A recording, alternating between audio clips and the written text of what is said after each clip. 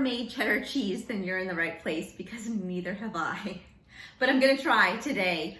We have an overabundance of milk from our dairy cow, Patsy, and I need to figure out how to use all that milk. So cheddar cheese takes 2 gallons per batch, and it's a nice way to use a lot of milk. So for cheddar cheese, you need 2 gallons of milk. So I have 4 of these jars. Look at that cream line right there. I see it every single day, but I'm always amazed at how much cream there is in this milk. I love it. It's very, very sweet. You need calcium chloride. You need rennet. I use this animal rennet. And then you need a mesophilic as well. So to get started, I'm gonna add the milk into my pot, and then I'm also going to add my calcium chloride. It says I need to mix my calcium chloride in a 1/4 cup of cool water, which I have here, and 1/8 teaspoon. I think I need to add that to my list. The smallest teaspoon I have is a 1/4 teaspoon, so I had to eyeball it. So I've got that on my list of things I need for my kitchen. I did want to show you really quick back here.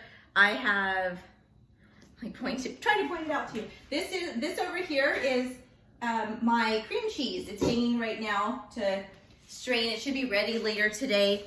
I made a batch before, and what I did is I actually took it and I put it into a glass dish and I mashed it down, and then I cut it into blocks and then folded it in foil and then froze it in like a gallon-sized bag. This time, I think I'm gonna put it in my KitchenAid and use my whisk and try and do a whipped cream cheese, and then maybe store it in little like jelly jars. We'll see how that goes. And then I've got a start going to do a sourdough loaf.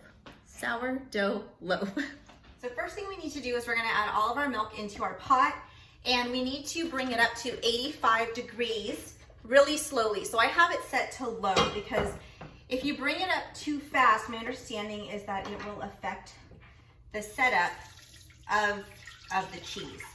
So the reason I'm shaking my milk first is because it is so heavy in cream that if I don't shake it, there'll be a bunch of cream left in the jar, and I want the cream in the cheese. So I'm gonna add that. Again, I have it set to low, between like low and 2 on my stove. Now, this recipe that I'm using in particular is for raw milk. So I don't know how it would change or if you could do it with pasteurized milk.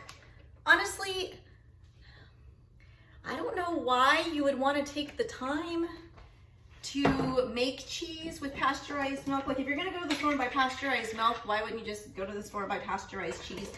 Maybe it's because you love the art of making cheese, maybe? I don't know. What I also don't know is if all of this milk is gonna fit. It's a good thing that it's not like you boil it, so it's not gonna boil over. Okay, last one.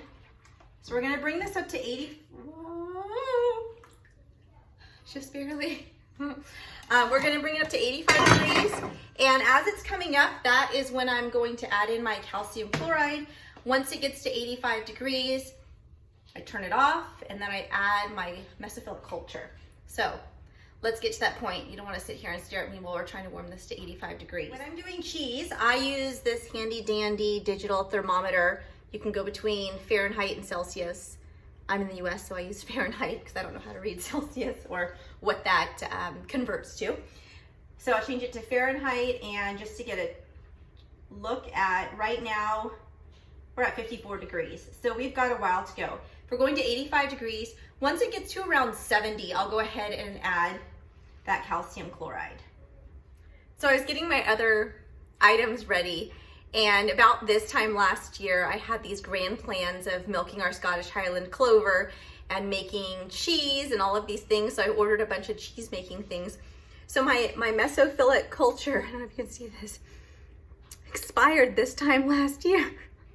So we're gonna play it fast and loose and use some culture that expired in 1/2020. What's the worst that can happen, right? Okay, we are now at, we're just over, we're at 86 degrees, so good enough, good enough. Okay, so now we're gonna take our mesophilic culture I think that's how you say it, mesophilic. And it says to sprinkle it over the top. This one is particular. It says you use an up-down motion so that you can make sure that you get it to work evenly through all of the milk. So we're gonna go up, down, get it all worked in. We're gonna cover it so that it says ferment for 1 hour. And when we come back, it says it means my recipe. The recipe says that we'll come back and the whey will have floated to the top and it's gonna be a little bit more clear. And then we will have curd at the bottom. I think we're gonna cut the curd and it's gonna sit. Seems like the recipe calls for a lot of cutting and sitting and then straining and then sitting, and it's quite the process. So this video will occur over multiple days and then will be sliced together, glued together, so then you can see most of the whole process. The only part of the process that you won't see in this video will be the aging process, because it's supposed to age for 2 months. So while I'm going through the process of making this cheese over the next 2 days, I also need to find a wine cooler, because when it ages, it has to age at 55 degrees for 2 months, and a wine cooler is one of the better things, I guess, to keep it at that temperature. Okay, new rule. You don't play it hard and fast when you're using culture or you're working with cheese. It's kind of like baking versus cooking. Baking, you have to be very specific. Cooking, you can add a dash of this and a little of that. Cheese, very specific on temperature, culture, everything. So yesterday my pigs got 2 gallons of fresh milk because it didn't set up properly. I also learned something else.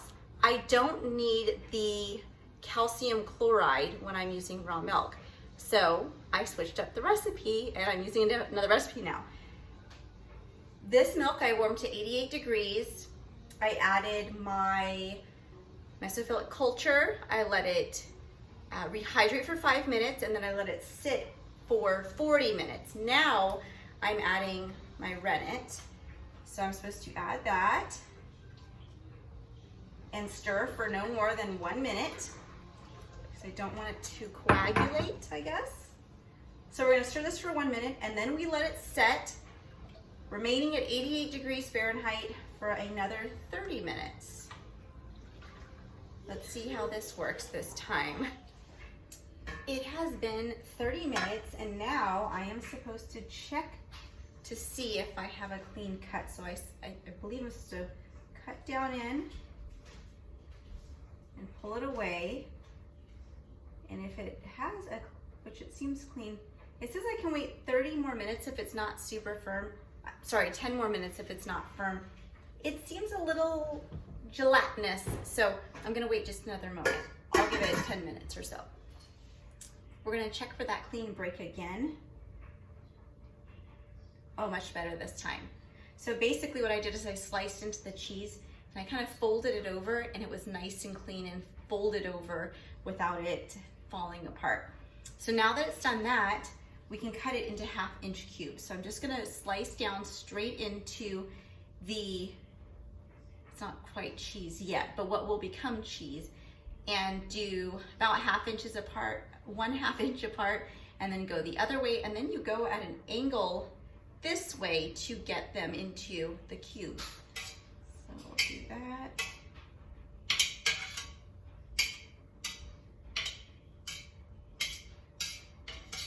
This is going much better than it did last time. At least we're making headway here. We're getting to a point where it looks the way that it's supposed to look. So we're gonna go across back this way.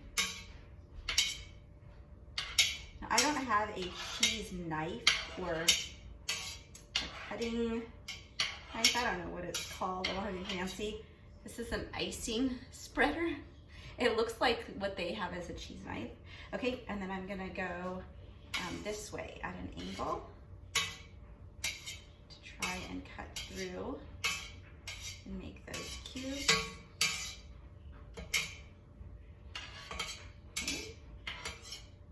then it says we're gonna let it sit for 5 minutes so that the cheese can heal, I guess. Okay, so we are gonna start stirring these curds. And mine are a little bit bigger than that 1/2 inch. That's okay. So ideally you would be doing this with a stainless steel slotted spoon, which I do not have. It is in my Amazon cart though. Hopefully that will be coming soon. So you're gonna stir this gently and kind of break up some of the curds that are too large. And then we're gonna turn our heat on and we're gonna bring this up to 102 degrees Fahrenheit over 45 minutes. And I'm supposed to stir it pretty regularly because the curds will start to break down even more and become even smaller. So I will turn up the heat and I'll show you where we're at about midway. We are now up to 102 degrees. And you can see that everything is settled quite a bit, and I have been stirring this whole time, but the curds are a lot smaller now. They're more broken down. So I'm gonna give it one last stir, and then I'm going to cover it and take it off of the heat. It's not really heat per se, it's on low, but cover it, set it aside, and let the curds settle for another 40 minutes. This is quite the long process. Feels like 30 minutes here, 40 minutes there, so another 40 minutes. Okay, our time is up, and now I need to pull back cheese and I need to ladle off some of the way. And because I don't have a ladle, we're just gonna use our handy dandy 1 cup measuring cup. I don't know how this is gonna go. I don't want to ladle off see, I'm ladling off a bunch of cheese. This isn't working the way I thought it would work. Let's try it like this. Oh no.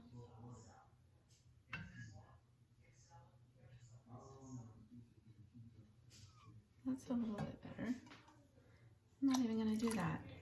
Forget it, I'm not doing that part. That's not working for me. We're just gonna stir. Okay, I've just completed my 20 minutes of stirring. I stirred mostly for 20 minutes.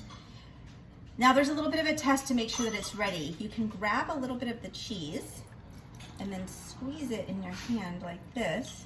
I got too much, I think. But if you can squeeze it in your hand and it stays together, which it does, and then you can kind of break it apart again, it's ready. So now, I'll let this rest for another 5 minutes. I've lost track of how many minutes or how much time I've spent between the resting and the stirring and the heating and the cooling. I feel like we're finally getting somewhere because we get to strain the cheese now. I'm just gonna grab it off of the stove, and I have a cheesecloth lined, really fine strainer. We actually use this when we strain our honey, but it's gonna work perfect for cheese. So let's go ahead and dump this in. I'm gonna go slow because I don't want it to pull the cheesecloth in and fold over on itself, hopefully. Then I will use all of this whey for our pigs. So it'll serve a couple of purposes here. Oh, it smells really good. So that's good. Get the rest out of there. Okay. Now, this is supposed to sit for 5 minutes so that it can drain. Then I think we get to the part where we actually get to start pressing the cheese, and then we're flipping the cheese and we really start the cheddaring process, I think. So I told a little fib, we're not pressing yet. I guess we're putting all of this cheese back into the pot, and then we are going to add our salt. And it's 1 tablespoon of salt. This is cheese salt that I purchased, so I use this for all of my cheese. I don't know what that's about. Okay, and then you just by hand, show you, I'm just mixing by hand all of my salt back in. You don't want any salt clumps in here. So after that I do this, then I'm going to, the cheese muslin or cheesecloth that I used to strain this, I will use that in my mold, and then I will begin the pressing process. So I've sent my husband down to our shop to grab a weight plate from the weight set that never gets used to because I'm too lazy to work out. Because you know what, I live on a farm, I don't need to work out. I work out every day outside, manual labor. Anyways, I asked him to go get me the 15-pound plate because I need 16.5 pounds to press this cheese for the first hour, and then the second hour it's going to be 22 pounds. I don't know what it is after that. We'll get to that when we get to that. So I placed all the cheese into this mold right here, and it's sitting, let me tip this down for you, right here on the cheese press. So this is one that a friend gave to me, and it's basically these, they're like bolts on a piece of wood, and then there's a piece right here that slides down on top, and then you put the weight on top of it. So I pressed everything down into the cheesecloth. I'm gonna fold it over, make sure it's nice and secure in here. And then we put this piece on top of it, and this is the piece that puts the pressure down into it. And so then the whey is already starting to come out the bottom. So I will put this piece on top. I've actually been looking at getting a cheese press. I haven't figured out which one I want to get there. There's a lot of different choices. I kind of am going towards a stainless steel. So see how this sits on top right here? And then as I put weight on here, so I'm gonna put 16.5 pounds of weight on here, and it's really gonna squeeze a lot of the whey out of that cheese. And then after an hour, we'll flip it, and then we'll do it for, like I said, 22 pounds for another hour. So I won't show you that whole process because you get the idea. I have a finished product, well, almost finished. It's in the process of drying right now. Here is what we are looking like. I took my cheese out of the mold after putting weight on it for, let's see, 12, 13, 14 hours. So the first weight was 16.5 pounds. I don't know where they come up with these amounts of weight. The second, and that was for 1 hour. Then the second hour, I had to put on 22 pounds of weight. Then for 12 hours, I had to put on 50 pounds of weight. And it was a little bit crazy because on top of that cheese press, I had a 5-gallon bucket that I have full of oats right now, which weighed about 30 pounds. And then on top of that, actually, I'm sorry, it weighed about 20 pounds. I was supposed to do 50 pounds, but I couldn't figure out 50 pounds of things that I had that I could balance on top of that cheese press. So I had the 5-gallon bucket full of oats, and then on top of that, I put that 20-pound kettlebell, and it was about 40 pounds. So instead of pressing for 12 hours, I pressed for about 14 hours. And now we're in this drying phase. So a friend of mine let me borrow this, or gave it to me to dry on. These are actually, I think, for making sushi, but they work really well for drying. And then I'm flipping this cheese twice a day for 3 days. After that, I will vacuum seal it and then put it into the cooler. Once I get one, I really need to get one because I've only got a day and a half to go. And it will sit for at least 2 months to age. And I'm really hoping that there's no problems with it. It doesn't mold, and we actually get to try it after 2 months. I think this was a little overwhelming at first. I've never made cheddar, as I said at the beginning, but it really wasn't that bad. All I had to do was follow the recipe and it was fine. So I hope that you've enjoyed watching this and learning along with me, and hopefully in 2 months I'll do a quick video and we'll try this cheese and see how it turns out. Thanks for watching, and make sure to subscribe so you can see our upcoming videos and follow along on our crazy adventures on the farm.